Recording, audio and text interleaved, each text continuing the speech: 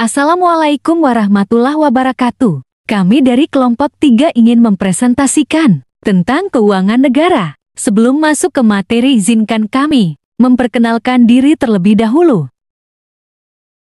Perkenalkan, nama saya Muhammad Iqbal Rafif Al-Fawas dengan nomor MPM 0622 4051 2674 selaku ketua kelompok. Perkenalkan, nama saya Dea Herunisa Maharani dengan nomor MPM 062240562754. Dan saya Siti Nafia Santi dengan nomor NPM 062240512659. Pendahuluan. Apa itu keuangan negara? Keuangan negara adalah semua hak dan kewajiban negara yang dapat dinilai dengan uang, serta segala sesuatu baik berupa uang maupun berupa barang yang dapat dijadikan milik negara. Pengertian keuangan negara juga bisa kita maknai dari beberapa sisi. Yang pertama ada dari sisi objek, kedua sisi subjek, ketiga sisi proses, dan keempat sisi tujuan. Yang pertama dari sisi objek yang dimaknai dengan semua hak dan kewajiban termasuk kebijakan dan kegiatan fiskal, moneter, dan pengelolaan kekayaan. Yang kedua dari sisi subjek dimakna dengan pemerintah pusat, Pemda, perusahaan, negara atau daerah, dan badan lain yang ada kaitan dengan keuangan negara. Yang ketiga dari sisi proses dimaknai dengan kebijakan, perencanaan, penganggaran, pelaksanaan, sampai pertanggungjawaban. Dan yang keempat dari sisi tujuan dimaknai dengan dalam rangka penyelenggaraan pemerintahan negara untuk mencapai tujuan bernegara. Undang-Undang Nomor 17 Tahun 2003 juga menyampaikan ruang lingkup. Apa saja ruang lingkup keuangan negara? Yaitu ada 6 poin. Yang pertama, hak negara untuk memungut pajak, mengeluarkan, dan mengedarkan uang. 2. Penerimaan negara. 3. Pengeluaran negara. 4. Penerimaan daerah. 5. Pengeluaran daerah. 6. Kekayaan negara. Selanjutnya dari ruang lingkup negara itu, dari ke-6 tadi bisa kita kelompokkan menjadi penerimaan, pengeluaran, dan pembiayaan. Yang pertama penerimaan, yaitu uang yang masuk di kas negara. Contohnya penerimaan negara itu surat-surat berharga yang dimiliki pemerintah. Lalu yang kedua dari aspek pengeluaran, yaitu uang yang keluar dari kas negara. Dan yang ketiga pembiayaan, yaitu kewajiban pemerintah pusat yang diakui sebagai pengurang nilai kekayaan bersih. Adapun asas-asas umum pengelolaan keuangan negara. Yang pertama, asas akuntabilitas berorientasi pada hasil. Kedua, asas proporsionalitas. Ketiga, asas profesionalitas. Keempat, asas keterbukaan dan pengelolaan keuangan. Dan yang kelima, asas pemeriksaan keuangan. Siapa sih kekuasaan atas pengelolaan keuangan negara? Presiden selaku kepala pemerintahan memegang kekuasaan pengelolaan keuangan negara sebagai bagian dari kekuasaan pemerintahan. Kekuasaan tersebut meliputi kewenangan yang bersifat umum dan kewenangan yang bersifat khusus. Kewenangan yang bersifat umum meliputi penetapan arah, kebijakan umum, strategi, dan prioritas dalam pengelolaan APBN, antara lain penetapan pedoman pelaksanaan dan pertanggungjawaban APBN. Berikut ini adapun cara penyusunan dan penetapan APBN. APBN disusun sesuai dengan kebutuhan penyelenggaraan pemerintahan negara dan kemampuan dalam menghimpun pendapatan negara. Penyusunan rancangan APBN berpedoman kepada rencana kerja pemerintah dalam rangka mewujudkan tercapainya tujuan bernegara. APBN atau Anggaran Pendapatan Belanja Negara merupakan rencana keuangan tahunan pemerintah negara yang disetujui oleh Dewan Perwakilan Rakyat Undang-Undang APBN 2018 yang bertujuan untuk pembangunan Indonesia. Penyusunan APBN sendiri dilakukan oleh Kementerian Keuangan RI yang kemudian disetujui oleh DPR.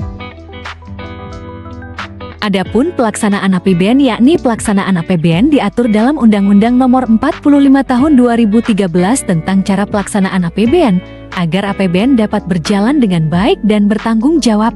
Dalam pelaksanaan APBN dikenal juga dengan siklus APBN. Siklus APBN sebagai wujud dari suatu dalam pengelolaan APBN, maka keseluruhan kegiatan pengelolaan APBN akan meliputi perencanaan, pelaksanaan, pengawasan, dan pertanggungjawaban. Dan bagaimana siklus pelaksanaan APBN? APBN disusun berdasarkan siklus anggaran budget cycle. Siklus APBN adalah masa atau jangka waktu mulai anggaran negara disusun sampai dengan saat perhitungan anggaran disahkan dengan undang-undang.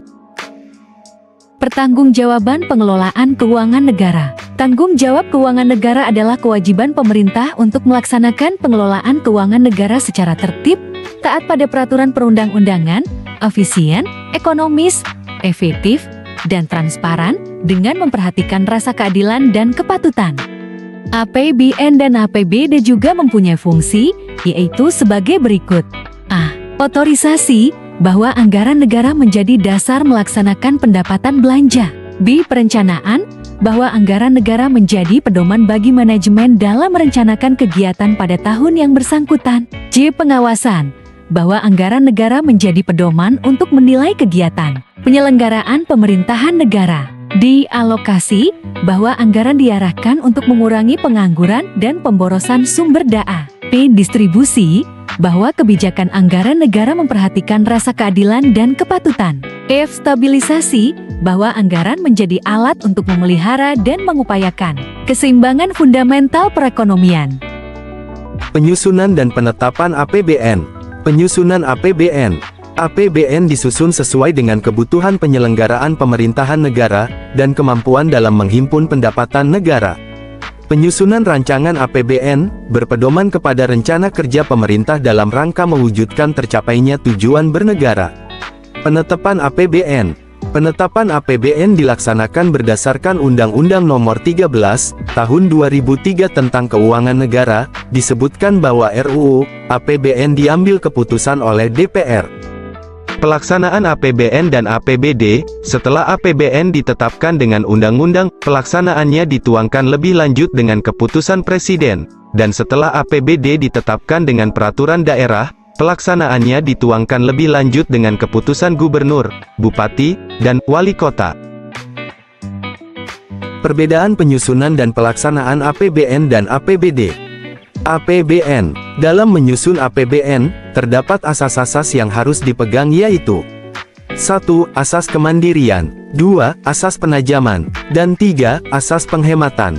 Penyusunan APBN dapat dibagi menjadi dua tahap, yaitu proses pembicaraan dan proses penyampaian. Pelaksanaan APBN diatur dalam Undang-Undang Nomor 45 Tahun 2013 tentang Tata Cara Pelaksanaan APBN agar APBN dapat berjalan dengan baik dan bertanggung jawab. APBD. Perencanaan dan penyusunan APBD diatur dalam Peraturan Pemerintah Nomor 58 Tahun 2005 tentang Pengelolaan Keuangan Daerah. Dalam penyusunan APBD, terdapat beberapa prinsip yang dipegang, yaitu 1. Partisipasi masyarakat, 2. Transparansi dan akuntabilitas, 3. Disiplin anggaran, 4. Efisiensi dan efektivitas, dan 5. Serta taat asas dan hukum. Pertanggungjawaban pelaksanaan APBN dan APBD. 1. Presiden menyampaikan rancangan undang-undang tentang pertanggungjawaban pelaksanaan APBN kepada DPR. 2. Gubernur, Bupati, dan Wali Kota menyampaikan rancangan peraturan daerah tentang pertanggungjawaban pelaksanaan APBD kepada DPR. 3. Standar akuntansi pemerintahan disusun oleh suatu komite standar yang independen dan ditetapkan dengan peraturan pemerintah. Ketentuan pidana, sanksi administratif, dan ganti rugi. 1. Presiden memberi sanksi administratif sesuai dengan ketentuan undang-undang kepada pegawai negeri, serta pihak-pihak lain. 2. Ketentuan pidana mengenai penyelesaian kerugian negara, diatur di dalam Undang-Undang mengenai perbendaharaan negara. 3. Setiap bendahara bertanggung jawab secara pribadi atas kerugian keuangan negara. Sekian presentasi dari kami. Kami ucapkan terima kasih. Wassalamualaikum warahmatullahi wabarakatuh.